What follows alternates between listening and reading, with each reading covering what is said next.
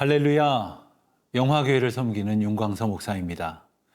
새로운 소망으로 하루를 시작하는 모든 분들께 하나님의 은혜와 평강이 넘치시기를 기도드립니다.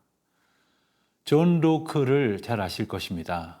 그는 말하기를 어느 누구든 그의 지식은 자기 경험의 한계를 넘을 수 없다라고 말한 바 있습니다. 사람은 자신이 경험한 것 이상을 상상하기는 참으로 어려운 존재들입니다. 더군다나 자신이 경험하지 못한 것을 이해하고 깨닫고 믿는 것은 더더욱 어려운 일일 것입니다. 오늘 본문 말씀을 보면 자신들의 경험에 갇혀 예수 그리스도의 능력을 제대로 바라보지 못하는 유대인들을 보게 됩니다. 또한 자신들의 생각, 경험에 갇혀 있는 자들을 안타까워하시며 그들의 한계를 넓히고 계시는 예수님을 만나게 됩니다. 오늘 말씀을 통하여 우리의 생각과 경험에 갇히지 않고 그리스도의 놀라운 능력을 의지하며 순종으로 변화되는 귀한 시간 되시기를 소원합니다. 오늘 함께 보실 말씀은 요한복음 11장 36절부터 44절까지의 말씀입니다. 요한복음 11장 36절에서 44절 말씀입니다. 이에 유대인들이 말하되 보라 그를 얼마나 사랑하셨는가 하며 그중 어떤 이는 말하되 맹인의 눈을 뜨게 한 이 사람이 그 사람은 죽지 않게 할 수 없었더냐 하더라. 이에 예수께서 다시 속으로 비통히 여기시며 무덤에 가시니 무덤이 굴이라 돌로 막았거늘 예수께서 이르시되 돌을 옮겨 놓으라 하시니 그 죽은 자의 누이 마르다가 이르되 주여 죽은 지가 나흘이 되었음에 벌써 냄새가 나나이다. 예수께서 이르시되 내 말이 네가 믿으면 하나님의 영광을 보리라 하지 아니하였느냐 하시니 돌을 옮겨 놓으니 예수께서 눈을 들어 우러러 보시고 이르시되 아버지여 내 말을 들으신 것을 감사하나이다. 항상 내 말을 들으시는 줄을 내가 알았나이다. 그러나 이 말씀 하옵는 것은 둘러선 무리를 위함이니 곧 아버지께서 나를 보내신 것을 그들로 믿게 하려 함이니이다. 이 말씀을 하시고 큰 소리로 나사로야 나오라 부르시니 죽은 자가 수족을 배로 동인 채로 나오는데 그 얼굴은 수건에 쌓였더라.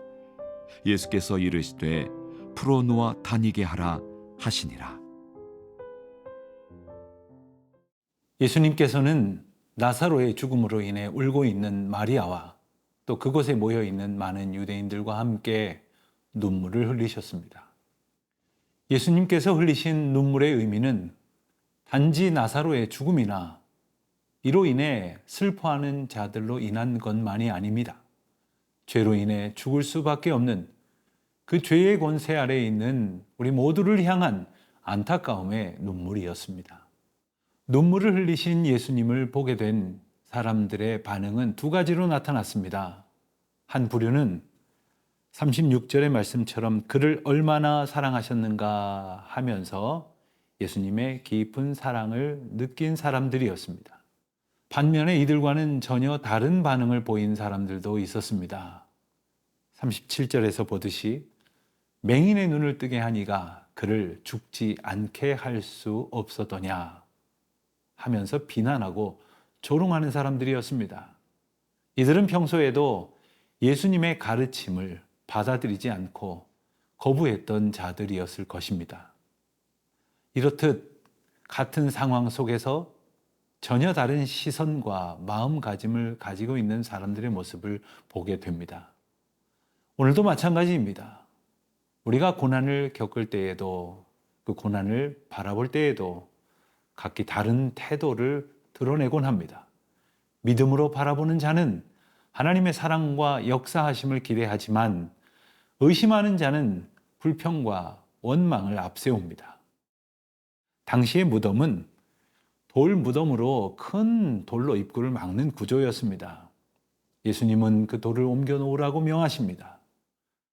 이 말씀은 단순한 지시가 아니라 믿음의 순종을 사람들에게 요구하고 계시는 것을 말합니다. 이미 죽은 사람을 매장한 무덤의 문을 여는 것이 그때나 지금이나 일반적인 행동은 아니었습니다. 어찌 보면 예수님께서는 이렇듯 특별한 명령을 하시는 것입니다. 그렇기에 마르다의 이러한 반응은 어쩌면 당연한 것이었습니다. 주여, 죽은 지가 이미 나흘이나 되었습니다. 냄새가 나고 있습니다. 이 무덤의 문을 여는 것은 분명 상식적이지 않은 일로 여겨졌을 것입니다. 그렇지만 예수님은 25절에서 이렇게 분명히 말씀하십니다. 나는 부활이요 생명이라. 그렇지만 아직 예수님의 말씀의 능력을 경험하지 못한 사람들, 목격하지 못했던 마르다의 생각은 자기 한계에 머물러 있었습니다. 예수님은 마르다에게 이렇게 말씀하십니다. 내 말이 내가 믿으면 하나님의 영광을 보리라 하지 아니하였더냐. 이 말씀은 믿음의 본질을 다시 상기시켜 주십니다. 믿음이란 현실의 불가능 속에서도 하나님의 능력을 받아들임으로써 소망하는 것입니다.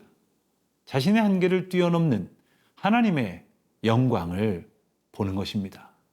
예수님의 모든 행동이 담고 있는 의도는 더욱 분명해집니다. 그것은 바로 하나님의 영광을 보게 하시려는 것입니다.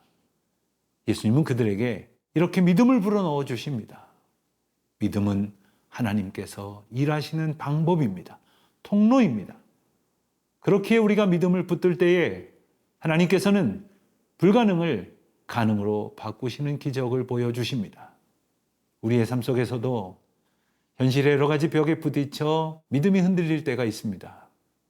나 스스로가 한계를 만들고 그 한계에 갇혀 살기도 합니다. 그러나 예수님은 오늘도 우리에게 내가 믿으면 하나님의 영광을 보리라 말씀하십니다. 하나님의 능력만을 믿고 돌을 옮기라 하시는 명령에 순종할 때 우리는 하나님의 영광을 경험하게 될 것입니다.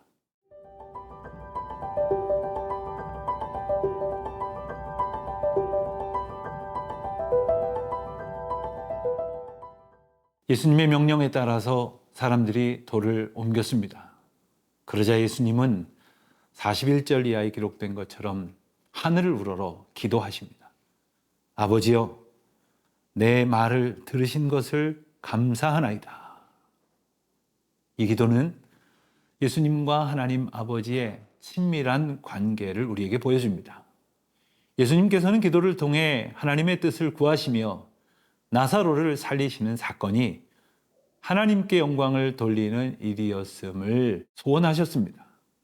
이 기도는 단순히 감사의 표현이 아니라 하나님의 영광을 찬양하는 믿음의 고백이었습니다. 예수님은 또한 나사로야 나오라 큰 소리로 외치셨습니다.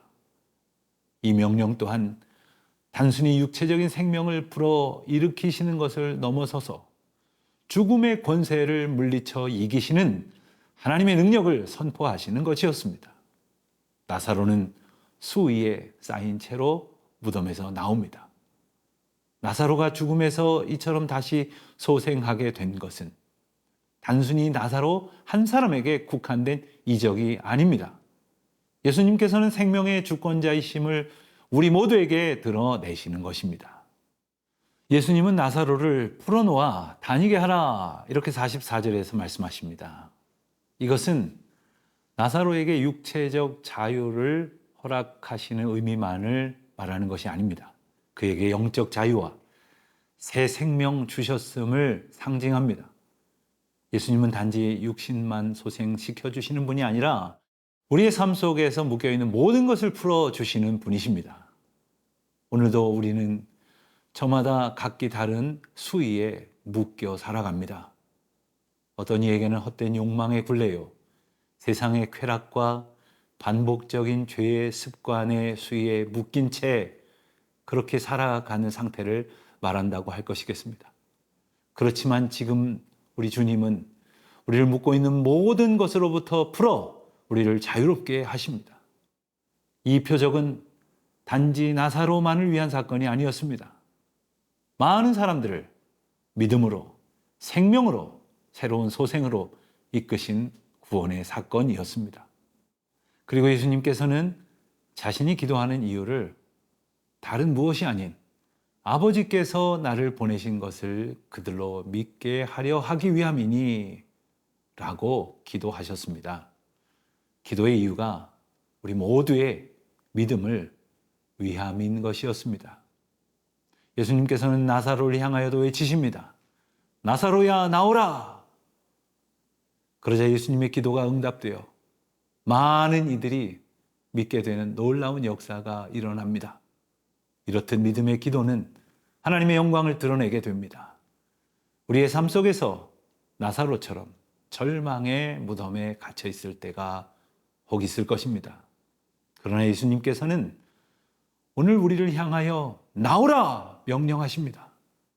무덤에 갇혀 있다면, 동굴 속에서 저마다의 만족과 쾌락, 또한 반복적인 죄에 갇혀 묶여 있다면 그 모든 것을 예수님 앞에 내려놓고 부르심에 응답하여 진정한 자유를 누리십시오.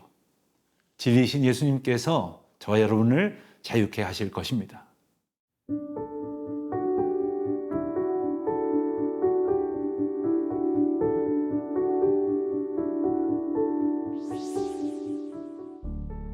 하나님 아버지, 오늘 말씀을 통해 예수님께서 죽음의 권세를 이기시고 생명의 주인 되심을 깨닫게 하시니 감사드립니다.